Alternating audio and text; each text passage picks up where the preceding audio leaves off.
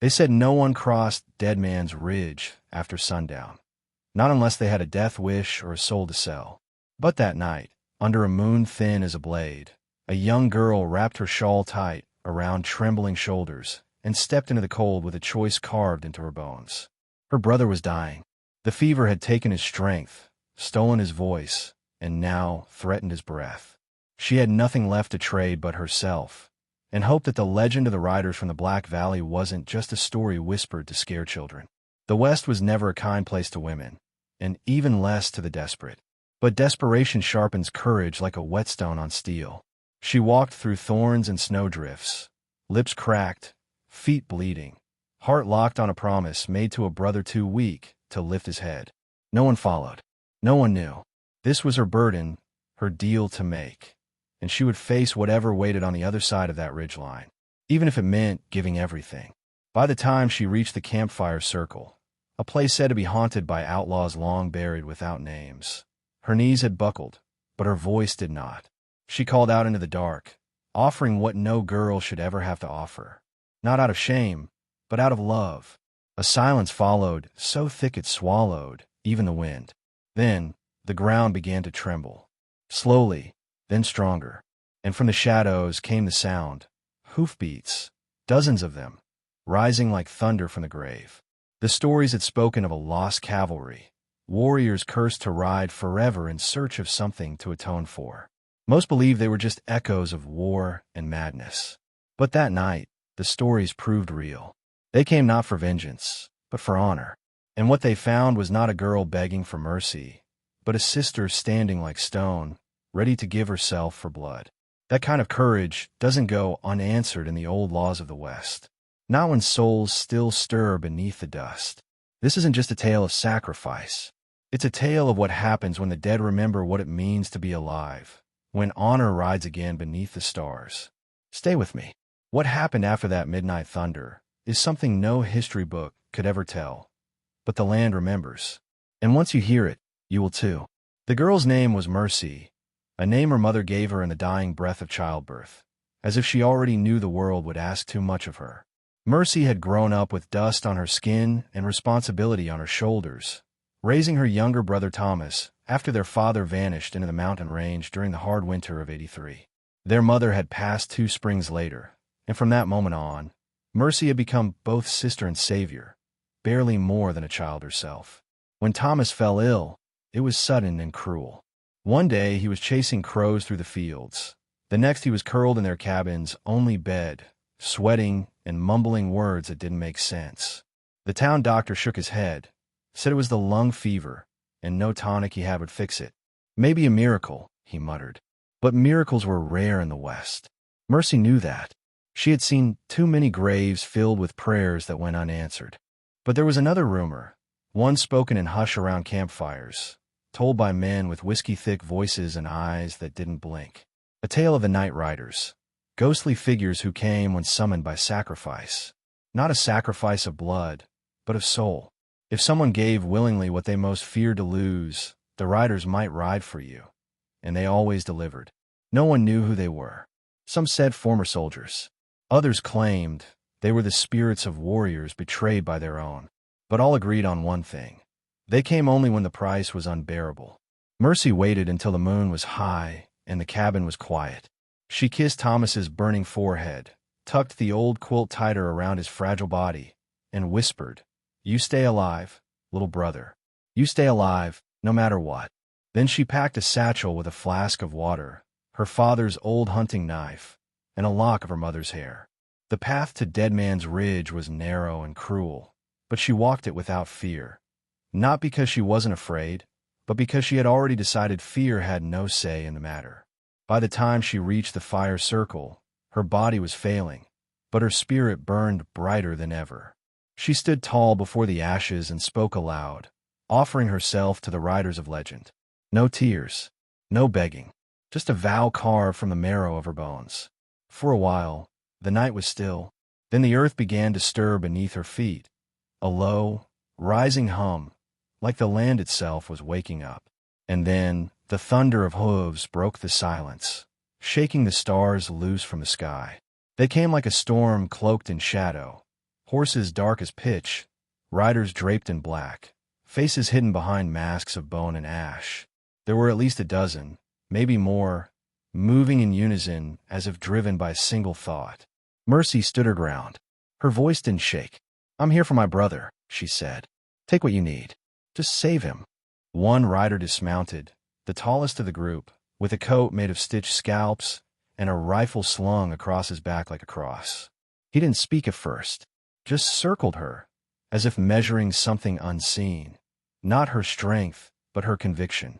Then, in a voice that sounded like wind through canyon stone, he asked, "What do you offer?" Mercy held her arms wide, her voice steady. "My freedom, my body, my life, whatever it takes." The others shifted in their saddles, murmurs low and haunting. The tall one nodded slowly. "The earth accepts," he said, "and so do we." Suddenly, Mercy felt the world tilt. Her knees buckled, but she didn't fall. A warmth spread through her chest, then her limbs, not comforting, but consuming. She gasped as the riders raised their hands toward the sky, chanting in a language older than the hills. Then, with no warning, they vanished. One blink, and the circle was empty. No fire, no footprints, only silence. Mercy collapsed onto the frostbitten ground, unsure if she had just saved her brother or doomed them both. Back at the cabin, hours later, Thomas awoke with a deep breath, his fever broken. He sat up slowly, confused but alive. No one could explain it. The doctor called it a freak recovery, but the look in the boy's eyes said otherwise. He spoke Mercy's name over and over, until his voice caught, realizing the house was empty. His sister was gone, just her boots by the door and a ribbon tied to the doorknob. The wind howled through the open window, carrying with it the distant echo of galloping hooves. That night, the townsfolk claimed they heard something strange, a rumble in the earth, followed by ghostly howls drifting through the valley.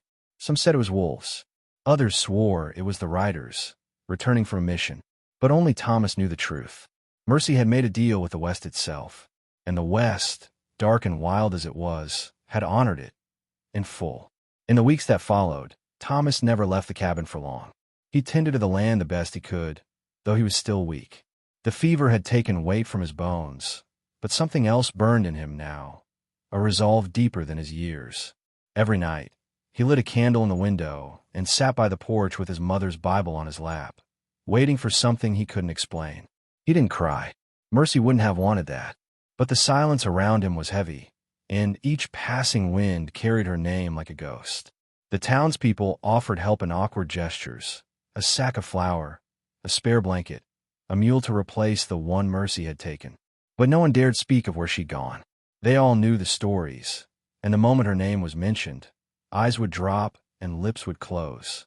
That kind of sacrifice scared them, because it reminded them of what they wouldn't give up, of what they couldn't. And no one wants to face that truth in their own mirror. One night, during a heavy rain, Thomas heard it, the sound that had haunted his dreams. Hoofbeats, not fast and furious like before, but slow, deliberate. He stepped out onto the porch, heart racing. Through the mist, he saw a figure standing at the edge of the woods. A woman. Not Mercy. He knew that, but someone wearing her shawl, tattered and soaked. Her face was hidden beneath a wide-brimmed hat, but in her hand she held something, a bundle wrapped in deer hide, soaked dark with rain. She didn't speak, just walked to the porch and set the bundle at his feet. Inside, he found Mercy's locket, her journal, and a piece of carved wood, the figure of a girl and a horse, tied together by a loop of rawhide. The woman nodded once, then turned back into the trees. Thomas tried to follow, but the shadows closed around her like mist in a canyon. When he looked again, she was gone. All that remained were her footprints, burned into the mud as if scorched by fire. That night, Thomas didn't sleep. He read Mercy's journal by lamplight, page by page. Her words were raw, honest, filled with fear and love. She had written everything, the legend, the journey, the pact. "If they come for me," she wrote, "let them know I went without regret. I would do 1,000 times for him." Thomas closed the journal with shaking hands, tears finally breaking free. The kind that don't fall from sorrow, but from awe. Spring came early that year. The snow melted faster than usual, and wildflowers bloomed along the ridges where only thorn brush used to grow. Thomas began clearing the fields again, planting small crops, and raising the barn door every morning like his father once had. But the land didn't feel the same. It hummed. He could sense it in the breeze, see it in the animals who lingered closer than they used to. Something had shifted, not just in him, but in the earth itself. Word began to spread. Travelers passed through town, saying the ridge was no longer cursed, that they felt watched when they crossed it, but not in fear. In protection. One man claimed his wagon lost a wheel and rolled toward the ravine, but stopped just short as if pulled by unseen hands. Another said his daughter was bitten by a rattler near the fire circle, yet no venom entered her blood. The doctor couldn't explain it. The land's restless, he muttered. But Thomas knew better.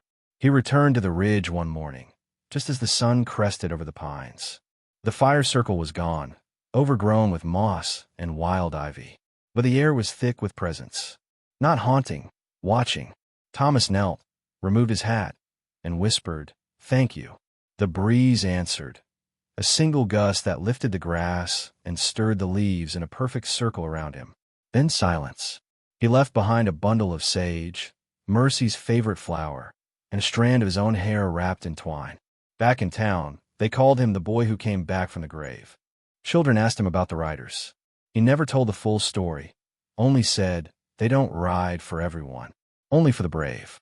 And sometimes, when the nights grew long and thunder rolled across the mountains, he'd look to the west and murmur his sister's name, not in mourning, but in prayer. A prayer not of asking, but of remembering. For what Mercy gave wasn't just her freedom. She gave the West something it had almost forgotten, the power of a soul unafraid to give itself for love. And now, that gift ran through every blade of grass, every bird song at dawn, every shadow cast by a rider's silhouette in the distant hills. The West had changed, because she had changed it. Summer in the valley came with golden heat and sky-wide silence, the kind that only broke with the rustling of dry leaves or the cry of a hawk circling overhead. Thomas, now stronger, older in spirit than most men twice his age, had taken to visiting the ridge each week, not out of ritual, but out of instinct. It had become a sacred place, not because of what was buried there, but because of what lived there. He could feel her, Mercy, not as a ghost, not as a memory, but as a force woven into the roots of the land. He began carving small wooden tokens, just as his father once did when they were children. Horses, eagles, a sister with open arms and wind in her hair. He left them to ridge one by one, and each time, something strange had happened back home. The corn grew taller. The rain fell only when needed. A wounded colt stood again, stronger than before. The townsfolk began to whisper that Thomas's land was blessed, but he never claimed it. He knew it wasn't about luck. It was legacy. Then, one night, something shifted. The wind changed direction, sudden, sharp, and cold despite the heat. Thomas stood from his bed and stepped onto the porch, drawn by an invisible thread. In the distance, faint but unmistakable, came the thunder of hooves. But this time, it wasn't chaos. It was rhythm, a march, steady, like a heartbeat across the plains. And then he saw them, silhouettes on horseback along the ridgeline, outlined by lightning that never struck, only shimmered. They didn't speak. They didn't need to.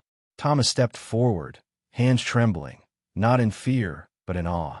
The lead rider paused.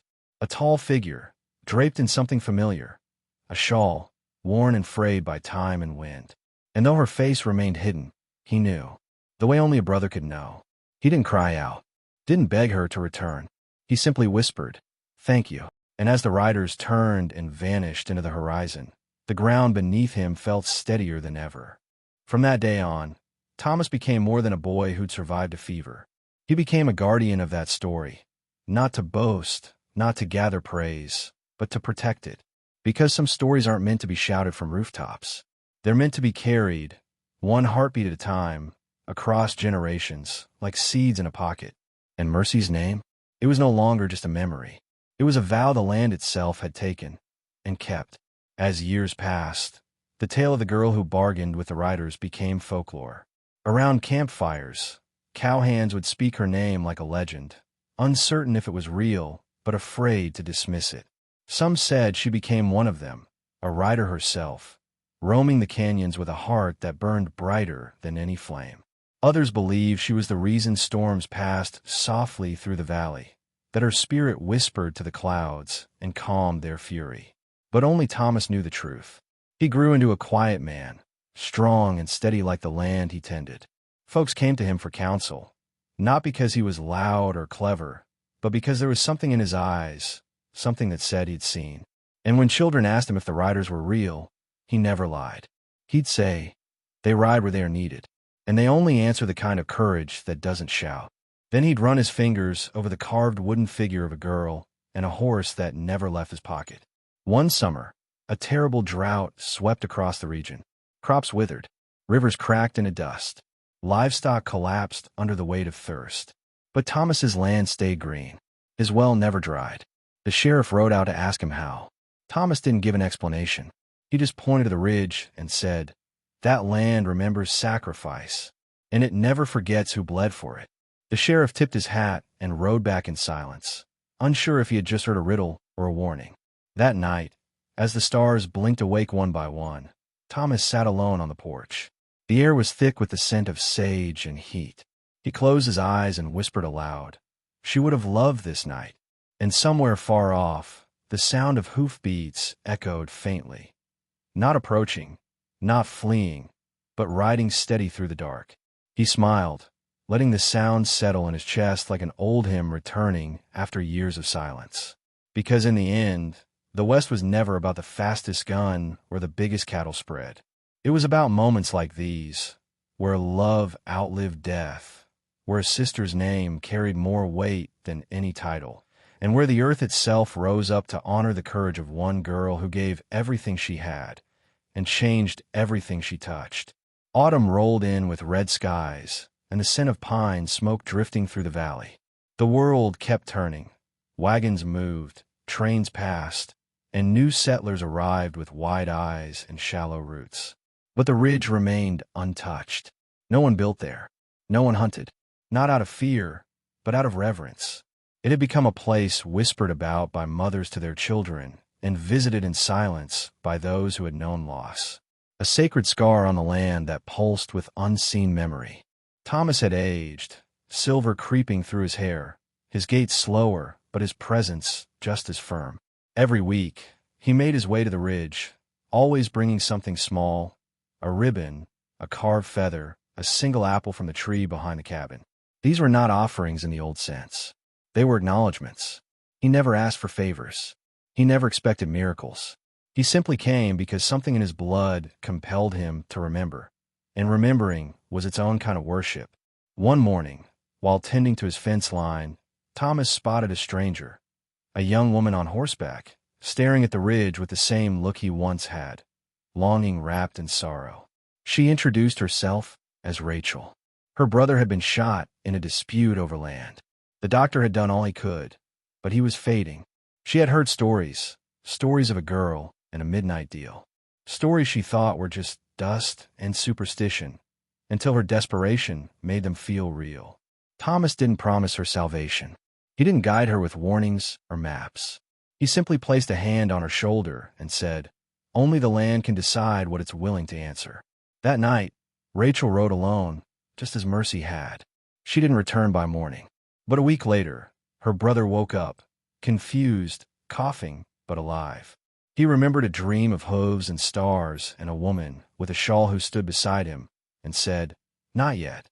When Rachel returned to thank Thomas, he said nothing. He simply nodded and offered her a chair on the porch. Together they sat, watching the horizon glow amber, neither speaking for a long while.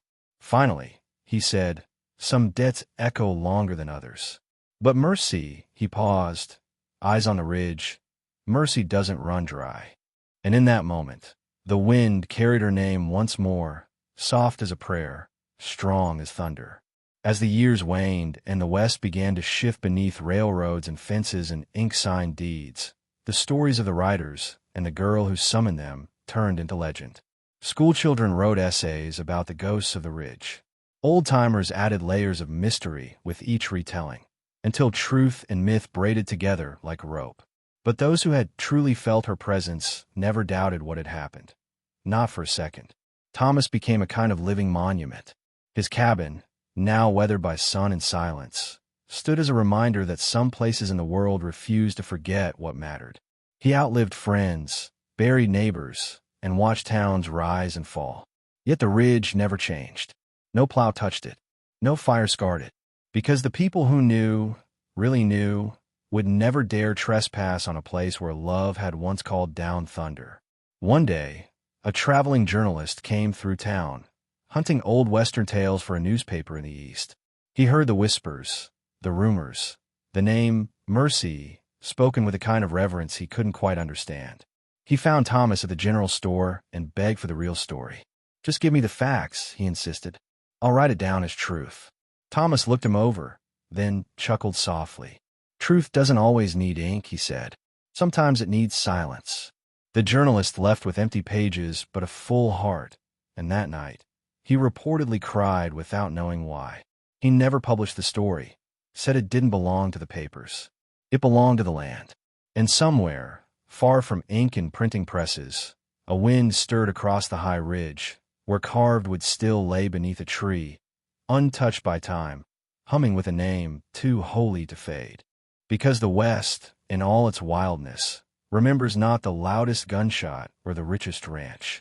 It remembers the girl who walked alone into legend, who gave herself not for glory, but for love, and in doing so, taught the earth how to listen again. And for those who still wander, searching, grieving, hoping, they say if the need is pure and the vow is real, you'll hear it at midnight. Hooves in the dark, and a voice that says she still rides. Time is a strange companion in the West. It doesn't rush, but it doesn't wait either. As Thomas grew old, the world changed around him. Telegraph poles lined the horizon. Automobiles rattled through town. Men talked more about banks than cattle, and folks began calling the frontier a thing of the past. But Thomas knew better. The real frontier wasn't dirt or distance. It was sacrifice, and that never aged. He spent his final years teaching the children what their parents were too busy to remember. He spoke of honor, of choices made in the silence of night, of people who didn't need statues because they were already carved into the memory of the soil. He never spoke Mercy's name loudly, but when he did, he touched his heart and looked to the ridge. And every time, the wind responded, not with words, but with presence, like it too was listening. On his final day, Thomas walked, not rode, to the ridge. His cane sunk into the dry earth with every step, but his back remained straight. He carried only one thing, a small leather pouch filled with the wooden tokens he had carved across the years. Horses, riders, a sister. He laid them at the center of the clearing, knelt down with effort, and whispered a prayer in no particular language. Just words born of gratitude, stitched with memory. And then, just as the sun kissed the hills goodbye, the sky shifted. The light turned gold. The wind held its breath. Some say he passed right there, kneeling by the ridge. Others say he stood once more, smiled, and vanished without leaving tracks.